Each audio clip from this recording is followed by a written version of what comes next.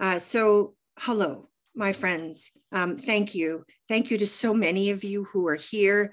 It's really uplifting to be able to be with you and have my team and I listen and report back to you and then take your questions.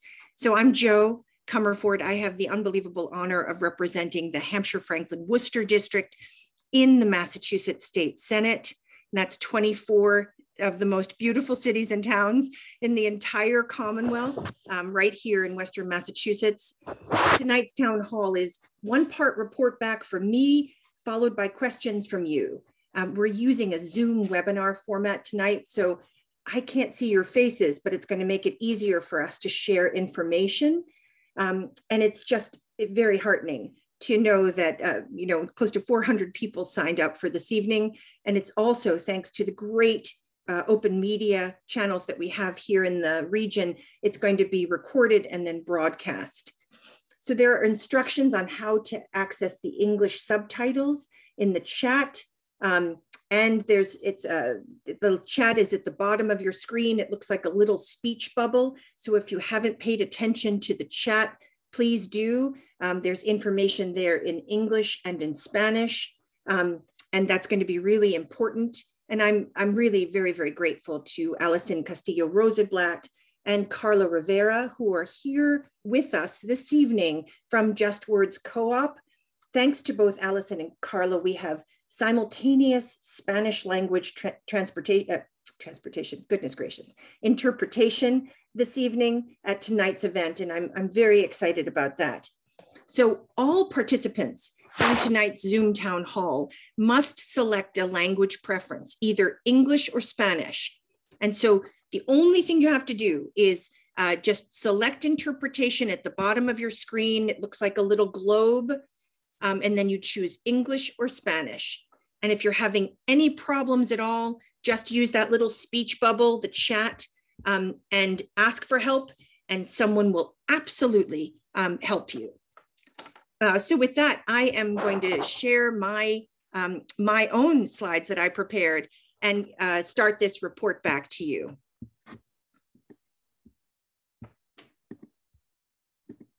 All right.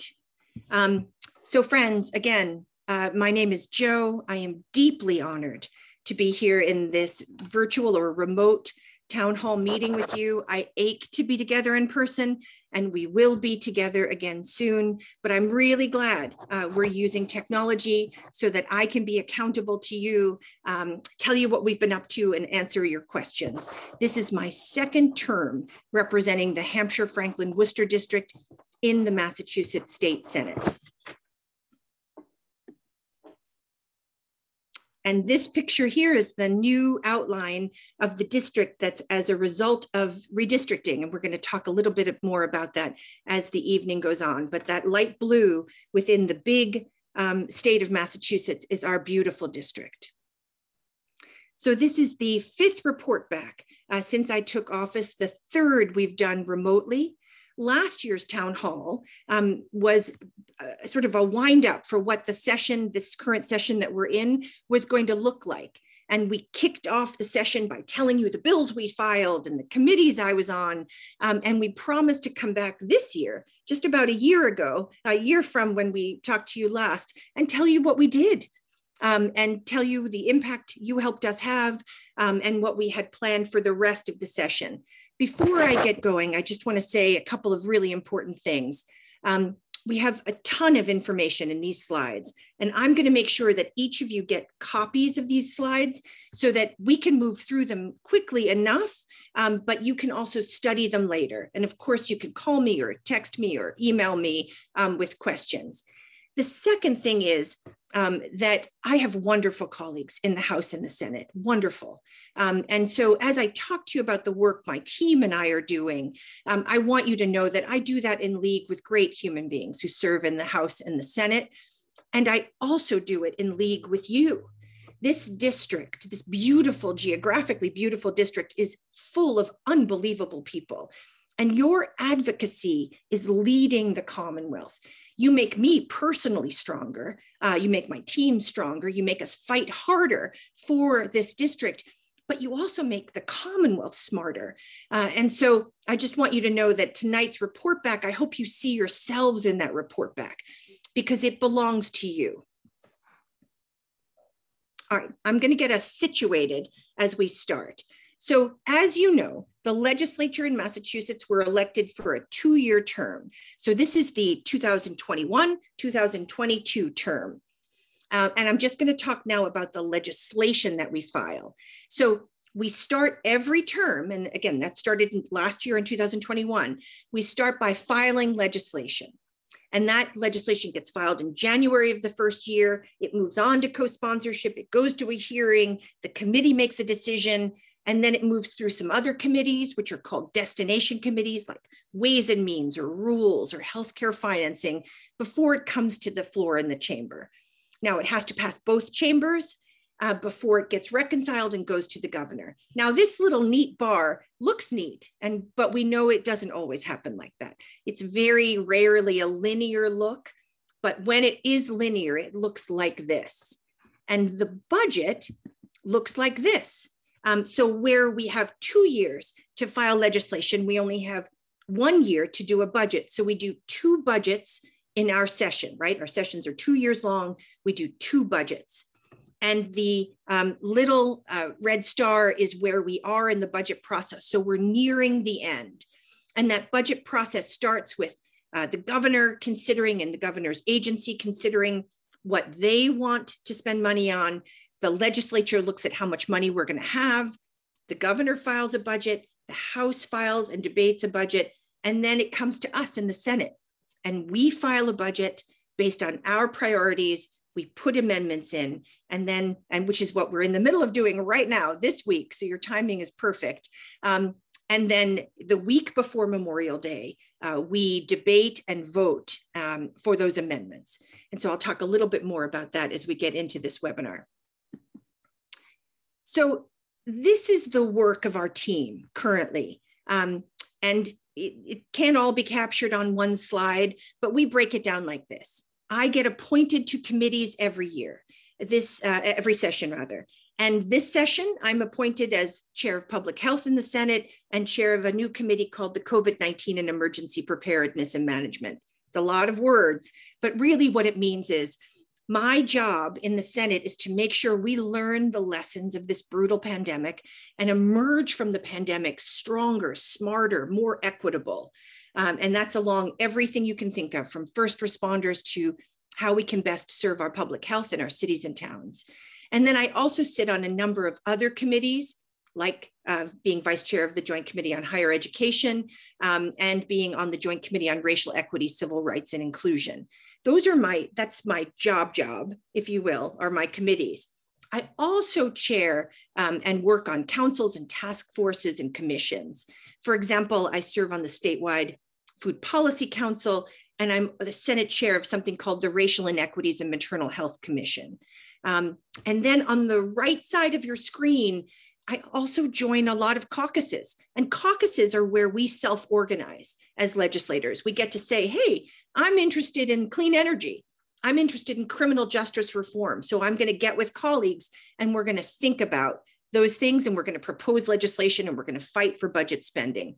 So those are caucuses, and those are the ones I've chosen to do. And you help me choose those, right? By telling me what you think is important. Okay, as you saw in our little logo, our district is changing.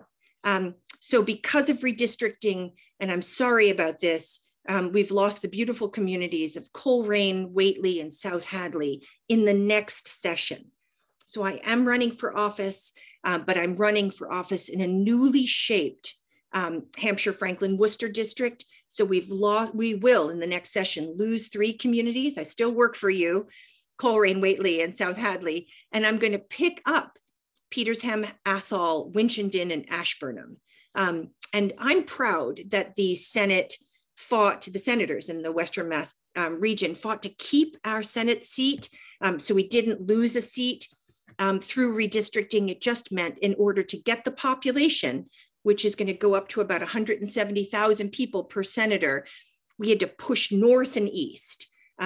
The beautiful thing is that in addition to the Connecticut River that I get to steward this portion of, and my team and I get to fight for, we now are really pretty squarely wrapped around the beautiful Quabbin and that watershed. So while our district is changing, our work is growing. This really intense graphic represents the following. It represents about 121,000 constituent contacts. I'm going to say that again, 121,000 times. We've answered a phone call, a letter, we've had a visit, we've answered an email. And that's a remarkable testament to you. That is all that you bring to the office to tell us where to fight, what to look for, what to do. It tells us what you like and what you don't like about what we're doing. So that's a map. It's hard to tell the magnitude of it, but that's what it represents. It also represents something that I'm deeply proud of, and that's our commitment to constituent work. And since the beginning of taking office, we have closed successfully 1,678 cases. And we're going to talk about what constituent cases are in just a bit, but that's what this map represents. All right, so let me talk about the work. Who's doing all of this work? So tonight with us is Elena Cohen, who's District Director, Rachel Klein, Constituent Services Director, and she's the newest to our team. Welcome, Rachel. Cameron Lease, Communication and Engagement Director, Brian Rossman, Legislative Director, and Jared Friedman, Chief of Staff. It's lovely that they're all here with us this evening. Jared and Elena are also from the district. They were raised here. So I love that we have deep roots on the team. I also want to shout out to Sam Hopper, who's not going to like that I'm doing this, but I'm doing it anyway. Sam was on the team before she left to this great opportunity, but Sam's here with us running tonight's webinar. So we get to benefit from Sam's generosity and brilliance, and also maintain a great connection and Sam's big brain trust on behalf of the district. So thank you, Sam.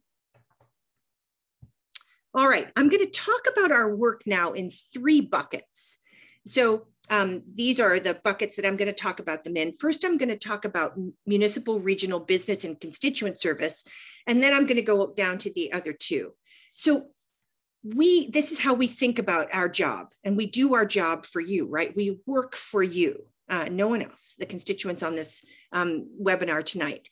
So when we think about this first bucket, this municipal, regional, business, constituent services, we do this work by interfacing with state and regional agencies on regulations, concerns, and questions.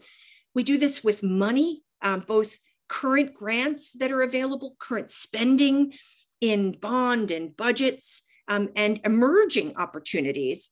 And then we do this through issue-based work, and that's infrastructure, climate mitigation, schools, so much more. And so I want to tell a couple of stories because I think the stories help bring all of this to light, right? So let me talk about first a story about municipalities. You may remember a couple of Julys ago, there was a terrible storm, lots of rain, wind. There was a great deal of damage done, especially in the northern part of our district. MEMA came in, that's the Massachusetts Emergency Management, and they worked with our colleagues at FEMA, those are the federal folks. And they worked with our municipalities, which, boy, that was not an easy job for our municipal officials. And they calculated the cost. And we had enormous cost here in our district, but it wasn't shared necessarily equally across the Commonwealth. And we didn't get federal funding. And that was a terrible blow. But our community still had to recover. They had to rebuild the roads. They had to rebuild buildings. And they had to reroute water and so much more. So I joined with great Adam Hines, our colleague to the west, in the Senate, and I worked with Natalie Blais in the House, and we were able to get $7.5 million in the ARPA budget just for emergency relief, direct cash payments to communities. And about 3.2 million of that 7.5 came to about 14 communities in our district to help relieve this work. It wasn't the whole amount of money they need and deserve, but it was something meaningful from the state.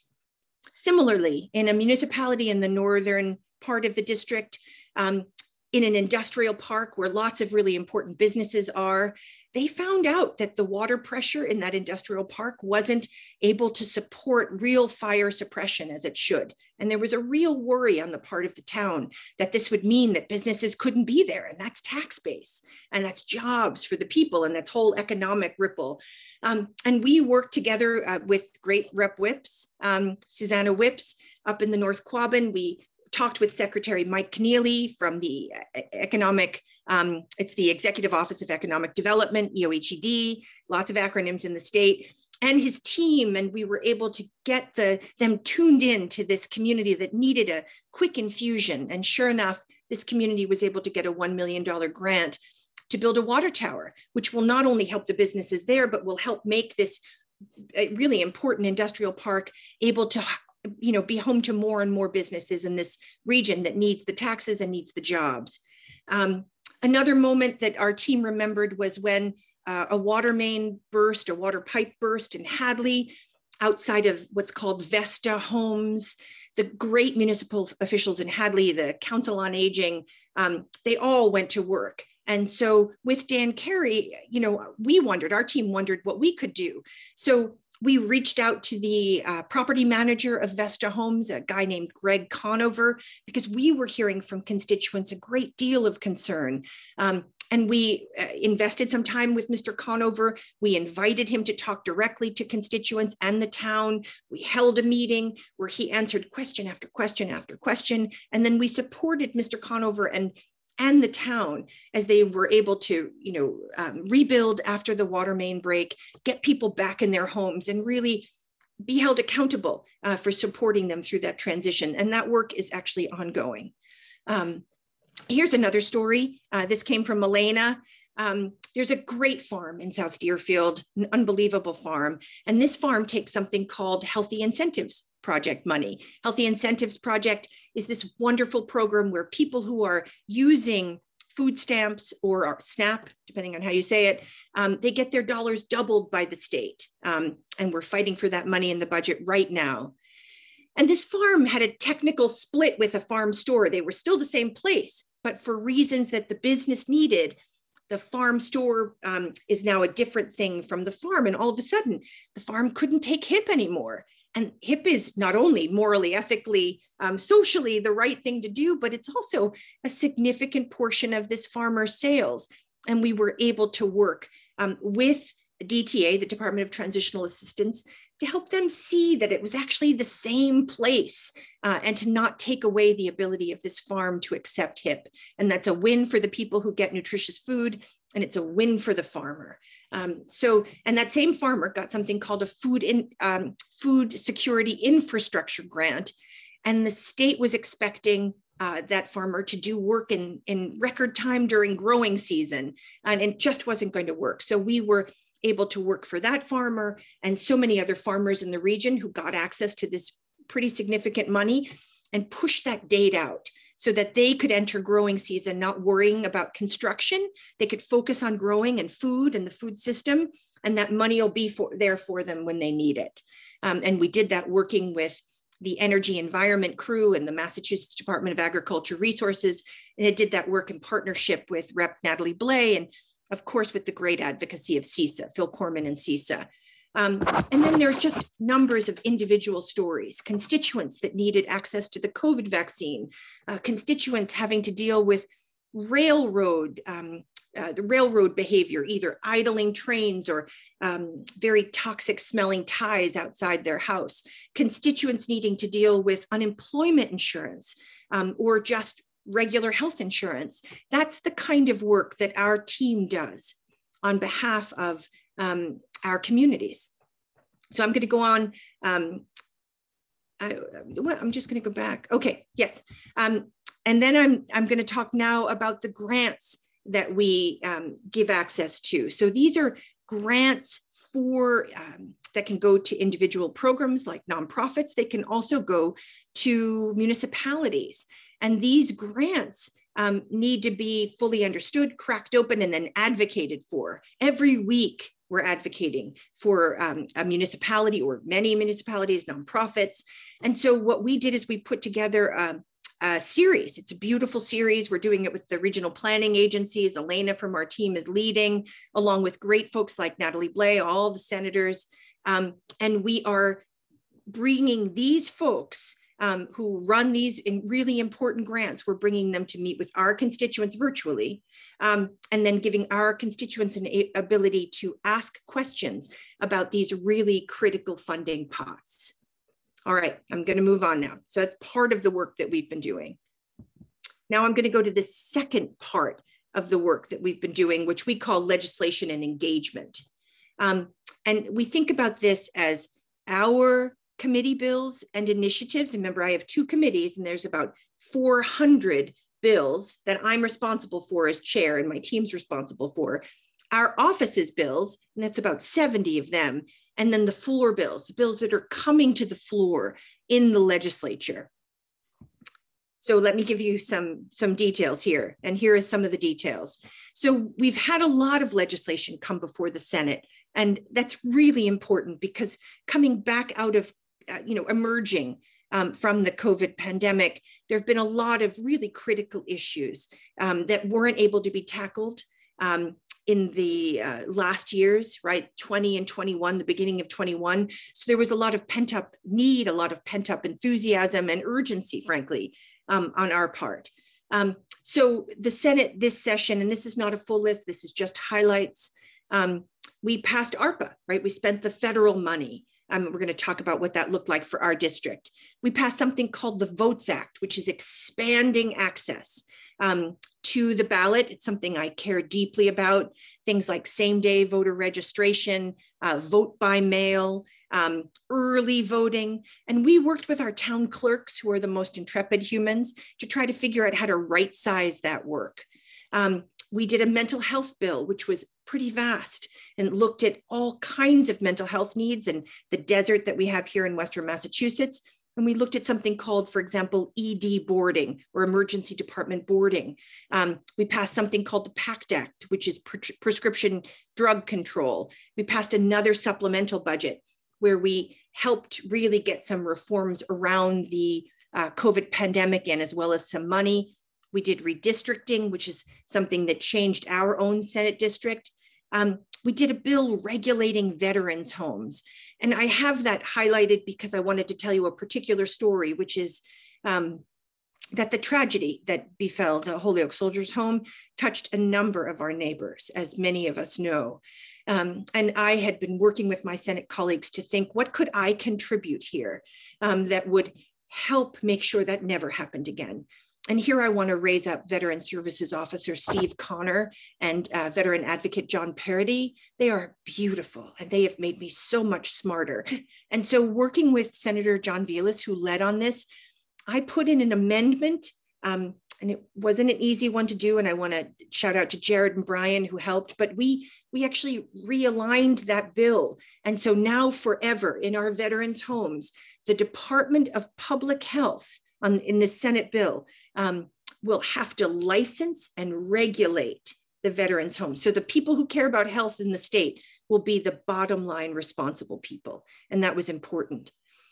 We passed the Crown Act, a beautiful bill about natural hair and natural hairstyles and making sure there's non-discrimination. We passed 2 climate bills. And here, because of you, we really threw down.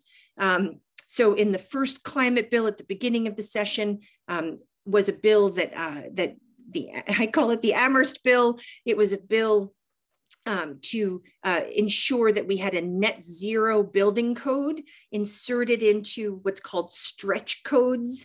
This is super duper wonky stuff. That means we have to build, if you're a green community and you use a stretch code, soon, hopefully soon, you will be building using net zero. And there are people in Northampton and Amherst who have made me so smart about this. And I'm deeply humbled because it is quite complicated to get this right. And I'm going to stay in it on behalf of the state. We also, and on behalf of the district, we also had in this current, it's called the DRIVE Act, we had a bill that was very important to a number of solar developers, small solar developers here, and also some really terrific builders. And it allowed for greater access to what's called net metering benefits. It's called the single parcel rule. That was inserted in this DRIVE Act, which was the most recent climate bill. And then we really did very well, I have to say, on amendments. Here again, it was a team effort. You on the team telling us what had to happen. So we did a healthy and green schools bill. We got that inserted. We got something for green communities inserted. We got inserted a preference for solar that would allow for pollinators. And then we actually got to carry the amendment that I call the Smarter Smart program, which is really looking at the next generation of solar incentives. And it actually talks about the right balance between carbon sequestration and solar panels. It talks about helping municipalities be able to navigate what is a very, very complex situation. So that Smarter Smart amendment was also passed. And so those are all in the Senate bills. And then in the House climate bill, we also had a bill, thanks to the partnership that we have with Natalie Blais, with Rep. Blais, we have a grid modernization bill, because none of this is possible, not wind, not solar, unless we really update our grid. Right now, our grid is pretty old and it's one directional, and we need a grid that's dynamic, that stores and sends from multiple directions. And that's what our grid modernization bill would do. And that's in the House. And so now these are meeting in what's called a conference committee. And we're going to work with you to make sure our district's priorities make it through. We also did something called sports wagering or sports betting. And then this is the penultimate, thanks to so many of you, we were able to pass in the Senate. Thank you, Universe, the Work and Family Mobility Act. And I will say it was a beautiful moment in the Senate to hear the roar of the people in the galleries and the roar on the street. This is, of course, an immigrant rights bill, but it's also a public health bill. It's an economic development bill. It's a pro-education bill. It's a public safety bill. It works every way you can slice it. And we have a veto-proof majority in the Senate. The House has a veto-proof majority, so the governor can choose to not sign this and let that be on him. We will override him and we will pass this into law like many states have. So that's just a little bit of a blurb of what we've done in the Senate. There's more to do. And then pending, here I just want to call your attention to this thing called SAFE 2.0, SAPHE, the State Action for Local Public Health Excellence. That's a bill that we've passed once in the Senate. We're going for the House. I think it's going to happen. We've also passed something called Gender X, which would ensure non-binary markers on every birth certificate, every license, and every state document, because gender shouldn't fit into an M or an F box. And we know that. And with the attacks on trans folks across the country, we got to do this now. The Senate's passed it twice. We've got to get it through. Rep. Dom is the House advocate here, and she is amazing. We have a farm and food equity bill we're working on, our team is working on. And then I'm hoping for childcare and child welfare legislation, reproductive expansions, reproductive equity, and other trans safeguards, and of course, the end of life options. And I'm happy to answer more questions about any of these. So in addition to the legislation, our committee work, as I said, has to pull out the bills that are before us in public health and the COVID committee, but we also have to do oversight. So this year, I co-chaired the Racial Maternal Health Equity Commission, as I mentioned, out of the Public Health Committee. We also did many oversight hearings for the Emergency Preparedness Committee, the COVID Committee, and we did a number of joint public health and COVID hearings on our COVID response in the state and things like pediatric vaccinations. And then none of this would be meaningful if we didn't engage with you. Now you can tell us how to do this better, and I hope you do. We maintain websites, social media, that's Twitter, Facebook, and Instagram. I have to confess, I'm not on Instagram, but Cameron is, thank goodness. Maybe someday I will. Maybe I'll get to TikTok. I don't know, my kids would probably lose their cool if I did. We do email newsletters, issue email blasts. We attend a lot of district events, and we love your invitations. So please keep them coming. And then we organize events by our team. And that's mostly Elena and Cameron and Sam when she was with us. And we pull our colleagues from the east to the west. And that's super important because we have something unique out here. We have unique ideas, we have unique needs, we have unique assets. And being here with our people helps people understand the richness of this area and opens their hearts and minds. For example, we did a big farm tour. Thanks to CISA, thanks to great partnership with lots of House members and senators. And we're going to be able to hopefully bring a bill to the Senate floor on agriculture equity. And that's because hearts and minds were engaged in Senate leadership. So we have to keep doing that work. That is essential work. It's also, all of these are really essential. Umass Extension. We brought our team to Umass Extension to really understand the depth of their work. And now we're fighting for an amendment in the Senate budget because we're so excited about the kind of game-changing critical work that's happening at Umass. We also do town halls like these. We hold office hours, thanks to Elena. And we're picking up the library tour. Lots of you have asked, hey, you started this library tour before COVID, are you ever gonna finish it? Well, the answer is yes, we're gonna finish it. We have 15 remaining stops. That includes the 4 new towns. We're gonna do them from June 8th to September 24th. I hope you come out. We'll be in person. Maybe we'll be on a lawn to be safe, but we're going to be at those libraries. The first batch was so beautiful. And if you were on early, you saw some of the pictures from the first batch. So we're absolutely going back. Okay. And we're coming to the end, friends. So I want to talk about our work around budget and bond bills now. And that's local earmarks, right? That's money I bring home. And that's statewide priorities. And those statewide priorities are because you tell me they're important. And because I look around and I think they're important and my team thinks they're important. So we got to get to the numbers because the numbers don't lie, right? Now, I'm going to show you a lot of numbers now. I hope they're not overwhelming. Again, I'm sending out these slides, but for transparency and accountability's sake, I thought it was really critical. In the last budget, that's a year ago. So after I spoke with you last, we had the fiscal year 22 budget. That's what we're in now. We had a bunch of statewide programs that we fought for, like local public health and like violence prevention and youth gun violence and so much more. But we also fought for our children's advocacy centers to bring this money home, for pediatric sexual assault nurse examiners. In this region, we didn't have them. We wanted a safe havens program. That's a wonderful supportive housing program. We didn't have one here, thanks to Pamela Schwartz and the Western Mass Network to End Homelessness. We figured out how to do it. We connected with DMH and we got one, and now we have to keep it. We brought grants for local public health, thanks to Phoebe Walker up in Franklin County, who has made us infinitely smarter. And then we did a bunch of other things. I'll just give you a moment to read what we did before I flip the slide.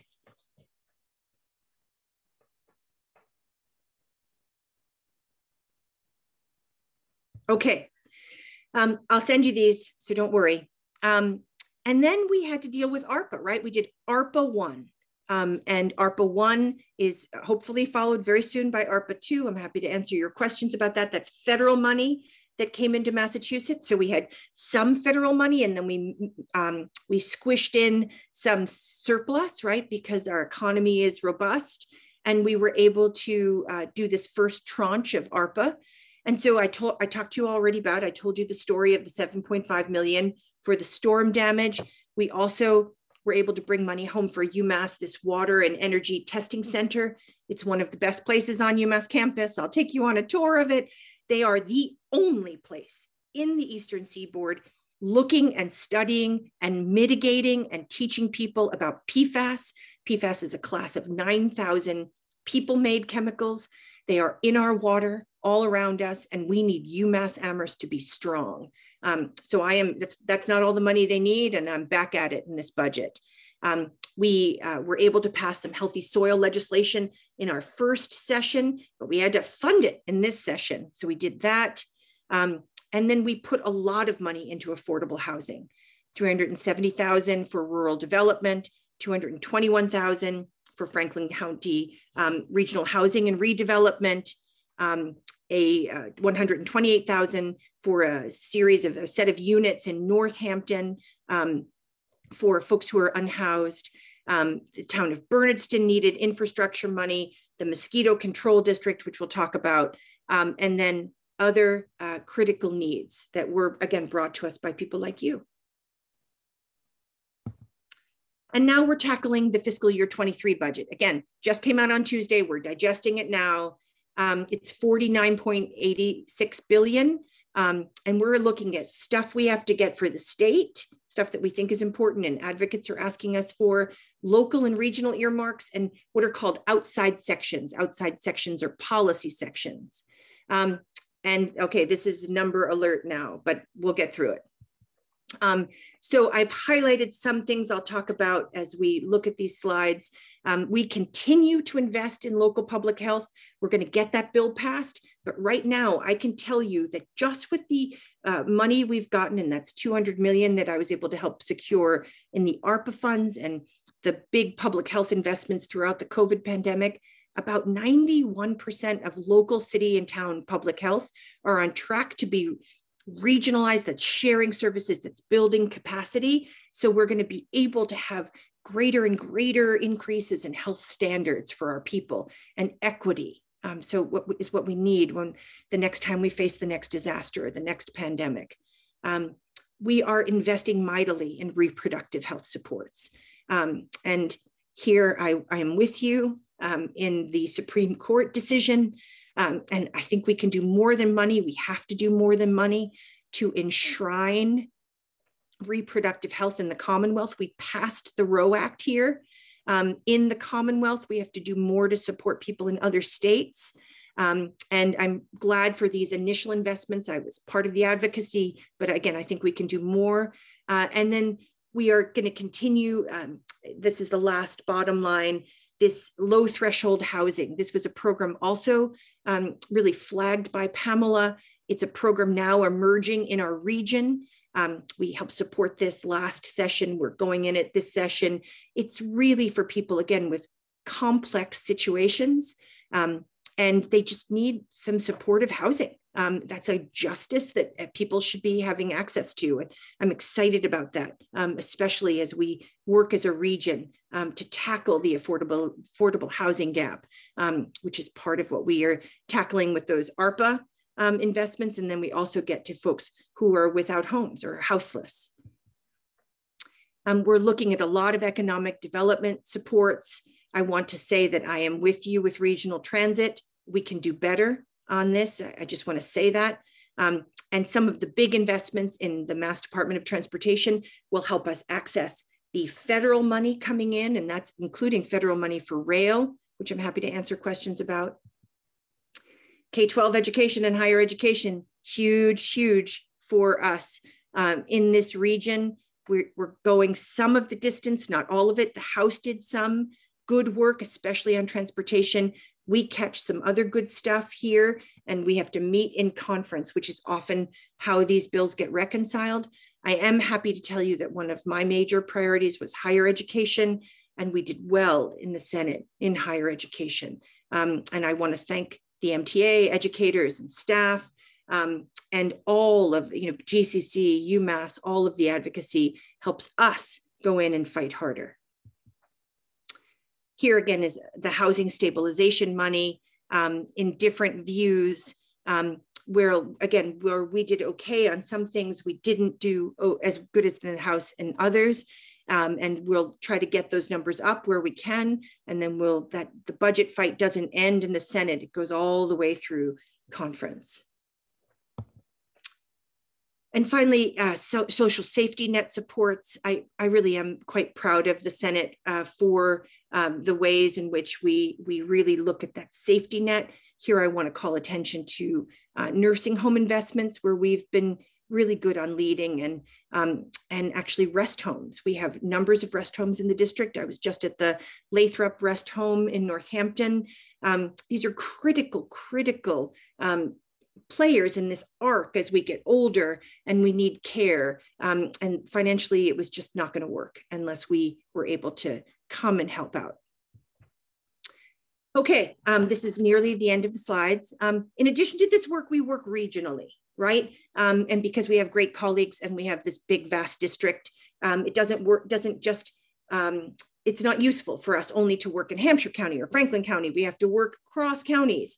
And so we do that with the pandemic, everything from unemployment to sick time for workers, which is where we threw down, to access to testing and vaccines, wastewater testing, which I'm really into right now, essential worker supports, making it possible for outdoor dining and alcohol provisions. I didn't have this in here, but municipal meeting provisions, all of this is really important. Of course, affordable housing, and we do that with in partnership with a terrific network, and that includes the Western Mass Network to End Homelessness, but also Wayfinders and others. Pre-K to higher ed, you know who you are. We are constantly locking arms here, and that's everything from the work we need around the Department of Elementary and Secondary Education to school buildings. We are working hard on the relicensing of First Light Hydro. Happy to talk about that. We're working hard on regional rail and the RTAs and some transit pilots. So to look at micro transits. We care about workforce development and are in there, infrastructure and climate initiatives. Communities like Deerfield, for example, make us super smart about that. We are with arts and culture. We've been able to bring out Michael Bobbitt, who's this great ED of the Mass Cultural Council, for example, and he's toured the district like his predecessor did. We've done that in partnership with reps like Rep Sabadosa and Rep Dom and Rep Blay and Rep Carey. And now we're going to bring Michael out again, and Mosquito Control.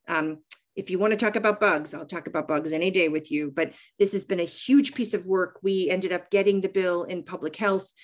We wrote the bill. Brian Rossman from our team has been on the mosquito task force, and we're going to see it through for our team, for our municipalities. And finally, here's how to reach us. There's just 3 of us here. You can reach any of us by Googling us or getting online. We'll make sure you have all of this information. And thank you for allowing me to share this overview. And now I want to get as quickly as we can to your questions. I'm going to look here and I'm going to go very, very quickly. From Kevin, how is Senate Bill S89 coming? S89, for folks who don't know, is the end of life options. It's a bill that I've been proud to file this session. We've passed it twice out of the Senate the Joint Committee on Public Health. We just had a briefing on it yesterday, and we're pushing for it. It's in healthcare financing. It's got to come to the floor. It's got to be passed. From Jeff, is there a chance that your grid mod bill and green bank bill? So grid mod is different than green bank. Green bank, I believe you're talking about Paul Mark's bill, Rep Mark's bill. So I'll just talk about the grid mod, which is the bill I have with Rep Blay. Yes, there's a huge chance that the grid mod bill is going into the final climate bill. It's in the House bill, like the single parcel was in the Senate bill. So we sort of tag team, Rep Blay and I. So I'm hoping that we are able to see that in conference and fight for it. In fact, Jared has fired off advocacy. We're talking advocates. I just talked to them today. We're pushing into the climate conference committee. You have to push into the climate conference committee and help us. So, and many of you are, and here Climate Action Now and Mothers Out Front, I mean, are my heroes.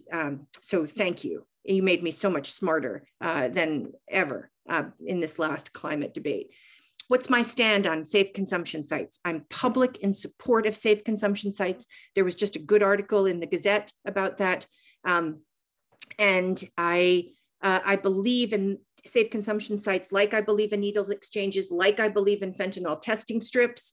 They meet people where they are. They're harm reduction methodologies, and they work. Research proves they work.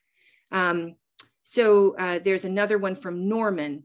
I'm wondering how likely it is for your bill, S749, and this is with Great Rep Barber, that's H1246, an act protecting the homes and homes of seniors and disabled people on mass health.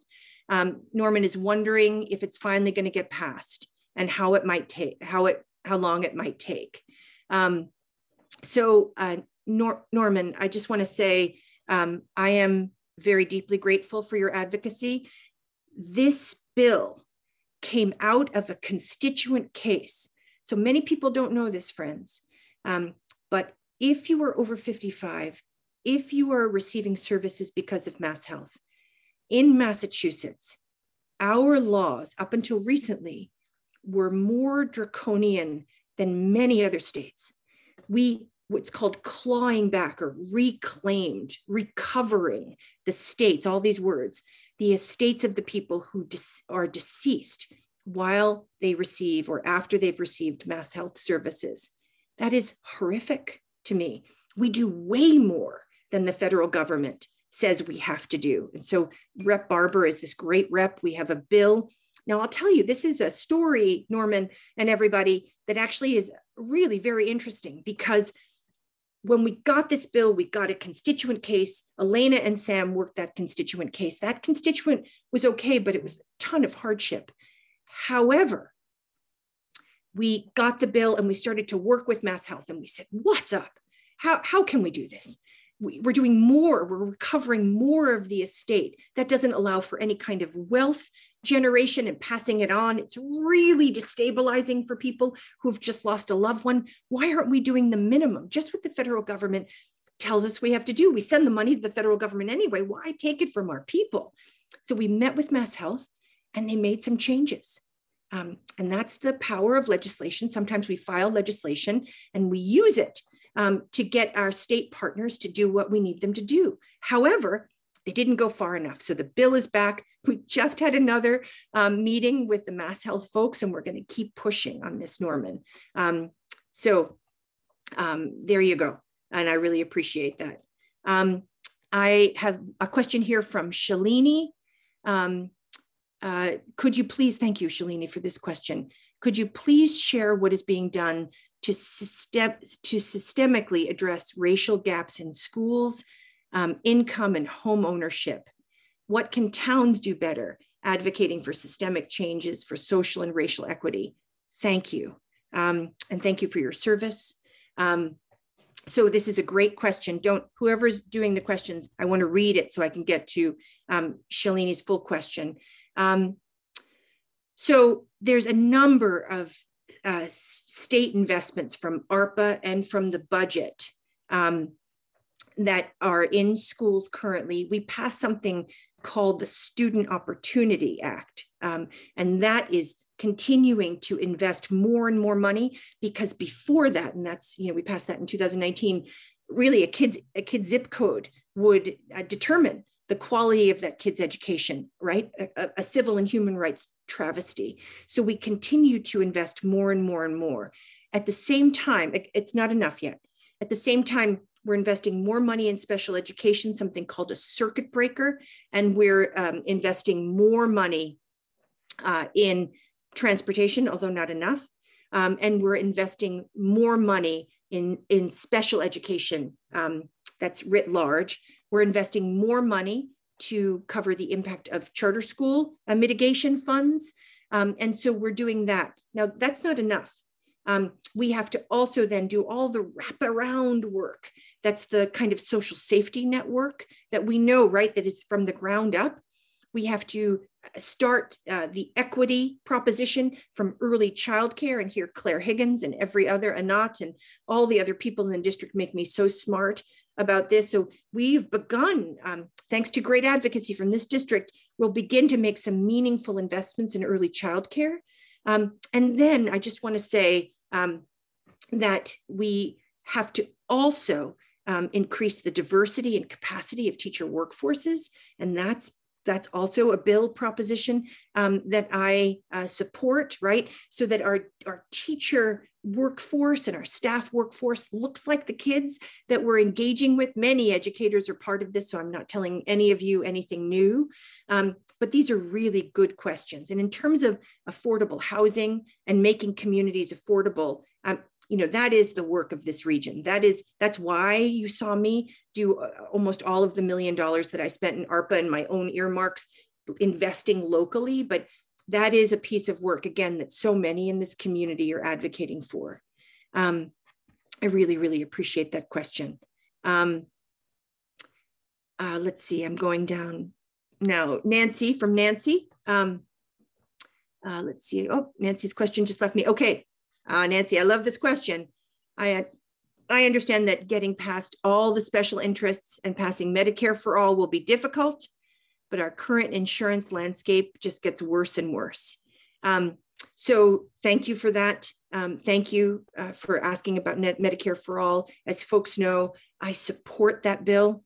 I believe in a single payer system. I will say that the PACT Act in the Senate, that's the cost control, that's an insurance cost control bill. I didn't talk enough about it. Is really lowering the cost of medication, and the Mental Health ABC Act similarly lowers the cost. It doesn't though go to a single payer system, and that's a critical difference. And I want to own that, so I'm not sugarcoating this for you, Nancy. I do think that we have to move in a more sure-footed way to that kind of healthcare transformation that is so critically needed. And I'm just going to have to stay in it with you all the way. But the Senate is trying to make some changes. Again, not the kind of sweeping change you're talking about.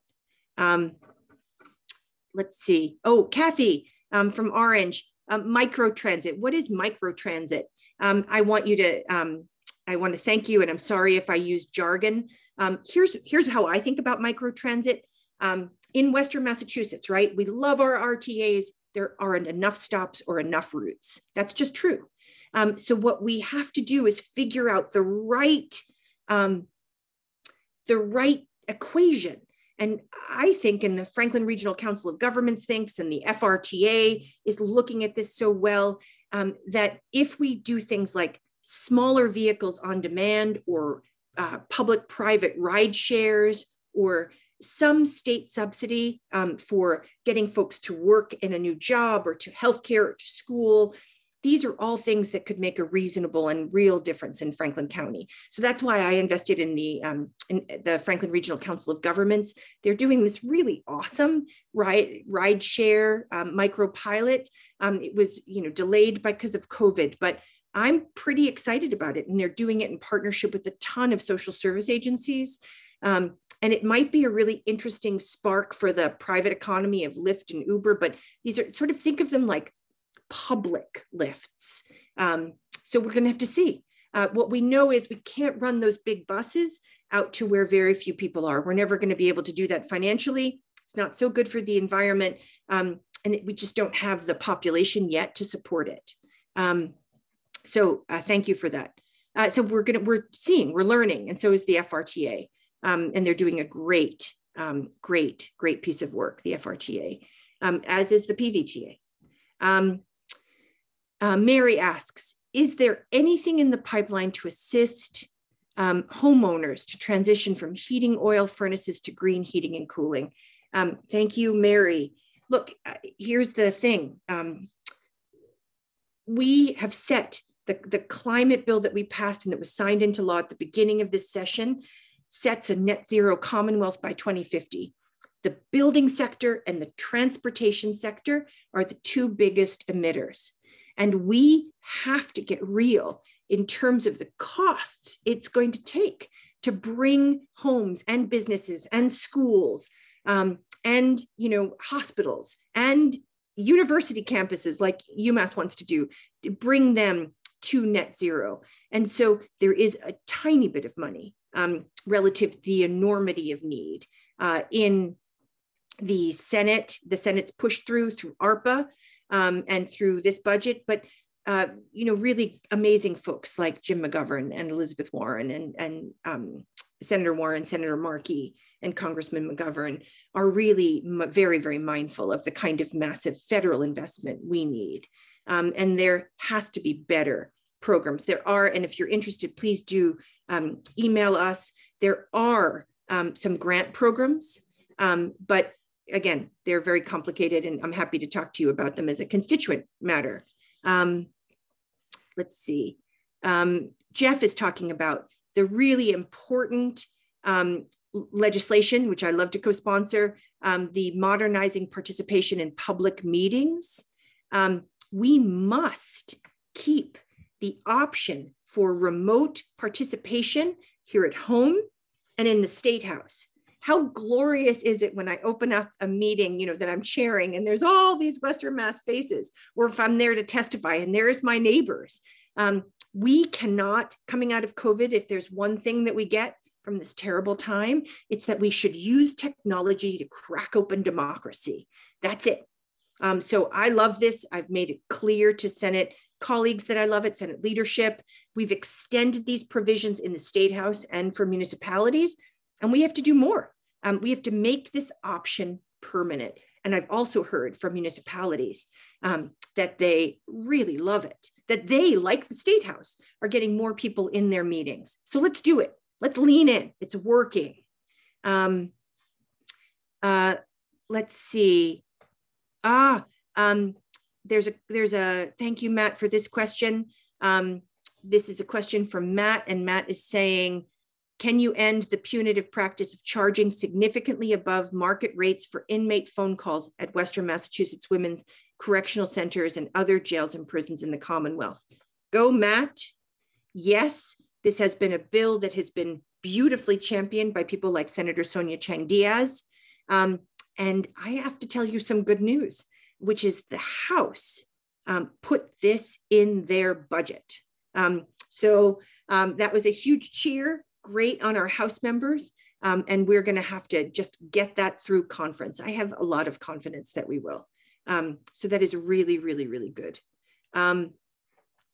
Diane asks, how do we know that the money for Umass is going to reduce tuition and fees and costs rather than add to salaries of administrators? And Diane, this is a really good question. Certainly we talk about this to Senate leadership, certainly to the good folks at Umass. I believe professors have to get well paid, good paid. I believe that we should not have as many adjuncts, right? That we should have our professors have benefits. A lot of this money is directed directly to students because it is an understanding. Again, this is shared in the public higher ed sector. So not just by me, and is that we have to keep tuition down. Coming out of COVID, one of the things that was brutally true is that students of color and students from low income backgrounds disproportionately did not attend college for the first time, and they disproportionately dropped out, right? What does that tell you? It tells you that the pandemic was harder in these communities. And one of the ways into the recovery for the Commonwealth and for our people is this gorgeous, beautiful ladder of public higher education. So we have to keep it affordable. Again, it was one of my top asks in the Senate, and programs like Mass Grant, which is this big old financial aid program, was well funded in the Senate budget. And we just have to keep pushing for a reinvestment. I'll say here that I have a bill called the Cherish Act, and it would reinvest more than we've done for public higher education, $500 million more. Why? Not because I just want to go around spending money. It's because although I don't mind investing, right, in public infrastructure, but in the last 10 years in Massachusetts, and numbers don't lie, we have disinvested in public higher education by 31% per student. That means in 10 years, 31% per student, we've had a cut. well, that cut doesn't look like, oh, we're going to cut you public higher education. It looks like, oh, we're not going to fund it so much in this grant program or for this capital improvement. And slowly, and with inflation, our public investment in our beautiful public institutions goes down. And who bears the cost of that? Students and faculty. So thank you, Diane. I'm with you. I am looking at Cheryl. How do I see the voting record on bills? So Cheryl, really good question. This is a thorny one on rules. So the Senate and the House have some different rules, just different bodies, different rules. I'll only talk about myself here. I tell the constituents on my website all of the votes that I make on the floor, I publish. And I also, you can ask me any committee vote you want, any kind of vote. My policy and my team's policy is that I work for you, and therefore every vote I take is your business. So there you go. Bruce asks a good question. How do you divide up constituency services between your office and the reps? This is an art and not a science, Bruce. Our reps are fabulous, right? And so Rachel or Elena or Cameron, they'll get on the phone when we get a call from someone or an email or a web form, and we'll say, hey, are you working with this person? We would like to pick up this case. If it's an email, we might flip it around and say, hey, we got this. Or one of our rep partners will flip it around and say, hey, I got this. And we'll say, okay, we'll pile on. So it's incredibly collegial. And, we're stronger out here when we're together. So we have to work as a team, right? Because, what's that? There's lots of people say this all the time, but like the number of reps and senators in the 4 Western counties, is basically like a big ring around Boston. So we have to be smarter, and I think, are smarter. Because we just love each other and we work really well together for our people. Phoebe, I mentioned you earlier, Phoebe. Is there hope for legislation that will protect people from the cliff effect? Yes. We just had a colleague lose her qualification for public housing after she worked extra hours as a recovery coach and, quote, made too much. The cliff effect is one of the most insidious pieces of government. There are many, as you know, Phoebe, many cliff effect bills. I have one about the continuity of care and being able to have elders and people living with disabilities remain in their homes. Right now, if you make $1 more than the state says you can and should, you have to either spend everything you have down up until $542 a month, which is nuts, or you have to go into a nursing home to get the care you need and deserve. That's wrong. I'm fighting like hell for this bill, but there are other bills. And yes, this is just government being punitive and small. And you're going to call us to do better, Phoebe, and we will.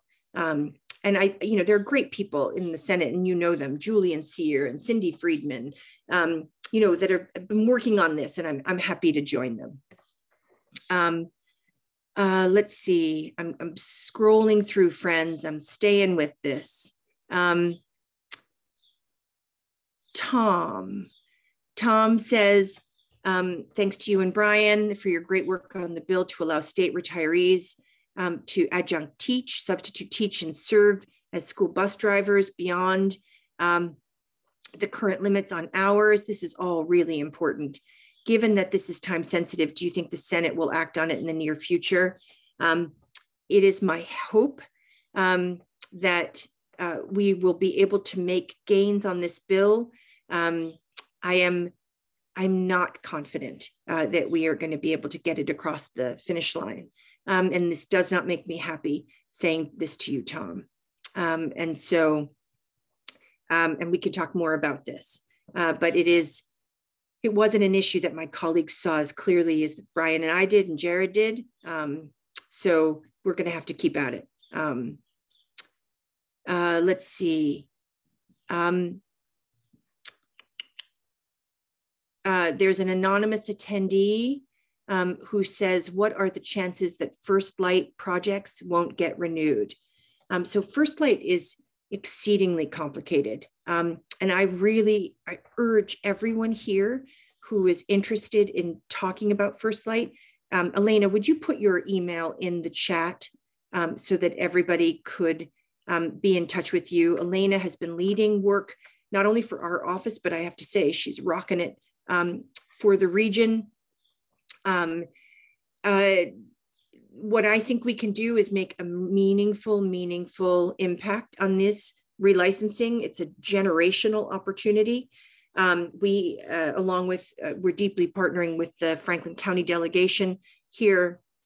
We're talking to the state regularly. We're talking to First Light. We're talking to the advocates in the municipalities. The relicensing will happen. How it happens and what happens as a result of that is on us right now. And I'll tell you, I feel the weight of it intensely. Sherry Morgan asks, hello, Sherry, how can we help you advocate for better funding for municipal infrastructure? This was a report by the Auditor Bump. She is like a rock star, Auditor Bump. She is a rural person's dream come true. So she had this beautiful piece of work that looked at both not only regional schools, which was something she did before, but she looked at municipal infrastructure. And she said, hello, wake up, Massachusetts. Out here, they've got a ton more space and not a lot of we don't have a tax base to do what needs to be done for first responders, for municipal buildings, for roads, for bridges. So a couple things here, Sherry. One is Natalie Blay and I have a municipal building infrastructure bill that I love that's gaining some ground. We're working with the auditor. We've met with the treasurer. And we are pushing to get this bill out of committee along with some other colleagues who have similar bills. And that would help a community like Bernardston that needs a new fire station because their fire truck can't fit in the fire station. And Bernardston doesn't have the population that it needs, right? Sorry, I'm getting angry. I'm angry that the state can't understand the differential in scale out here. So we're working on that. We're also fighting for things like the winter road money that came out that finally looked at money for roads and road repair in the way we should look at it, which is the amount of our roads, not in the Chapter 90 formula, which is misguided for our Western Mass community. So I think you can help us advocate by being in touch with us, by testifying, by writing to Senate leadership. This is just on the Senate side. And by joining forces with other people in municipalities who are doing this. I'm scrolling.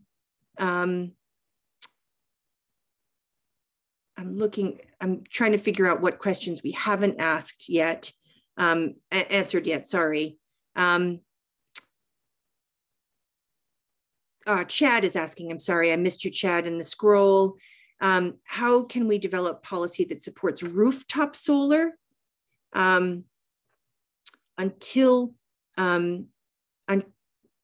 before solar farms are developed, to have them municipally or privately owned rather than large corporations? So Chad, you're singing my song about solar on the built environment. I'm totally with you. I have to say that solar on the built environment is such a critical public good. And I do feel that we in Western Massachusetts that are stewarding the open land for the Commonwealth feel the tug here more acutely. I will tell you, Chad, that we are sometimes called NIMBYs out in Western Massachusetts. And this makes me hopping mad. And we're called NIMBYs because we're trying to say, hey, gang, let's build it over highways. Let's build it over garages, over parking lots. Let's build it on roofs. Let's not take down that tree if we can, right? Let's exhaust the built environment first. And let's do that with public will and public money in supporting it. I'm not saying that we should never put solar in a field. I'm not saying that we shouldn't put solar over, for example, for example, capped landfills. I'm actually also not saying that there's not an equation out there where we wouldn't take down trees for solar. That's not what I'm saying.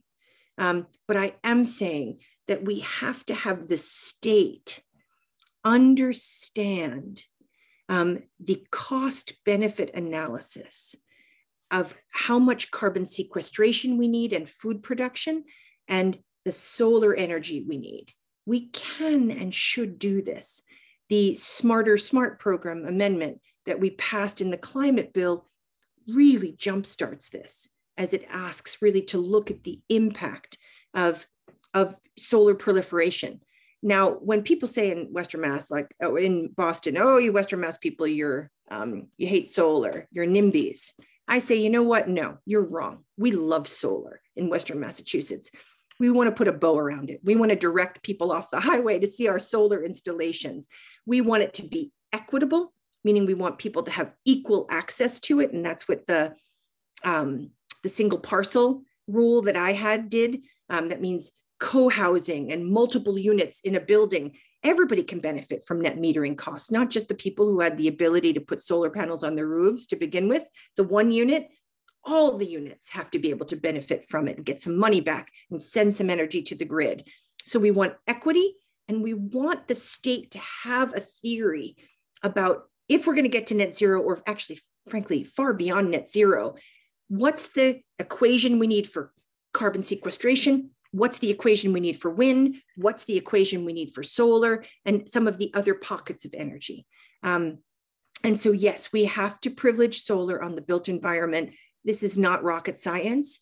And it is being done and planned and forwarded, but not in the kind of way that I think we should. I am coming up on this 6:15 hour, friends, and I promised that we would get you out of here. I'm going to take the last question from Doug Tanner. Doug Tanner makes me honest all the time. He asks about the status of chances of special education funding study. We are well aware that you've worked hard on this in the past. God bless you, Doug. So when you get in, you do all kinds of work, right? You figure out your lane. Where can I be helpful? Where are the gifts of my team? I happen to have Jared Friedman, who's like a total energy nerd, right? So we can throw down on energy. I happen to just fall in love with the idea of sequestration in our farms and our forests and clean water and PFAS, so that's like, I've taken some of that on, of course, public health.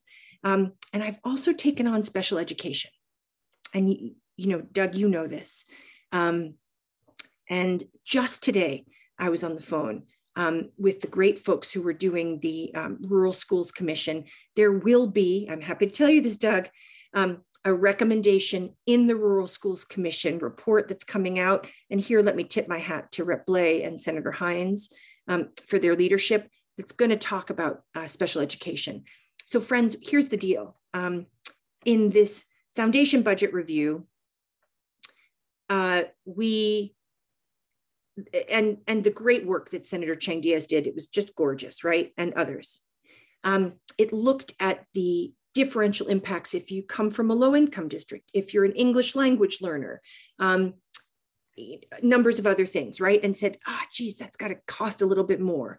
But we did this thing with special education that is so backward, which is we set this assumed percentage threshold. And now we've eked it up a little bit, right? 17%, but not much. And then we said, okay, so roughly it's going to be in that range of kids who are special education students or have IEPs. And then roughly a kid is going to need special education services for a quarter of a day. Well, I don't know where they go to school. And I don't know what people are thinking. That's not what's happening across the Commonwealth. And I've taken this on. We need to look at how we fund special education, the transportation piece of it, the circuit breaker, which is this extraordinary need. And we have to look at the way in which our communities are funding special education above that assumed threshold. And there are many. In fact, all but one of our districts in Western Massachusetts, this Senate district, have special education thresholds above special education numbers, i.e. the numbers of kids on special education portfolios above what the state assumes we do. And that means that municipality funds that. No, not one of our schools begrudges the fund, and not one of our towns begrudges the education of our children, but the state has to get real about the cost of special education. It has to. And so I filed a bill with Dan Carey that you know about, Doug, that lots of people here have been advocating for. Man, it didn't make it again. But it will go into the rural schools, because the Rural Schools Commission identified this gap in special education as a critical, perilous reality for our small towns, because you don't have the scale to be able to rise and pay for special education services the way a bigger, wealthier town does. And P.S., that bigger, wealthier town, they don't have a lot of the intersecting realities, like some of the poverty that we see in Western Massachusetts, and they don't have some of that. And so their special education numbers are lower than the threshold. So guess what? They win. And we're not winning, but we will win on this issue. I promise you. This is an issue I'm going to keep fighting for as long as you send me back to Boston. Every single day, I think about this when I'm doing this work, because it's one of those core main issues that I have to get right. And plus, my wife, Anne, is a special education teacher. And so she brings it home along with economics, and she brings it home to me every day about how we're missing the mark for the kids that we need to thrive and grow healthy and strong.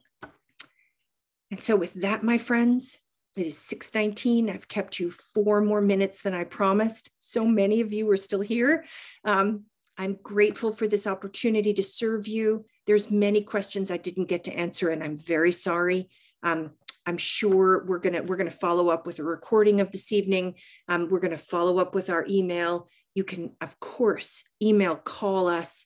I'll meet you. You can come and visit us in the district office or in Boston. The team is, churning away, chugging away. Thank you for spending this time with us. Thank you for putting your faith in us as a team. It is an honor for all of us to work on your behalf. You are the smartest, best constituents. I'm not saying this just because I'm your senator. I'm trying to think of being objective here, but of course I'm not. I love you all. I'm grateful to serve you, and we'll end this webinar now. Thanks, Sam, for running it. Take care, everybody, and good night.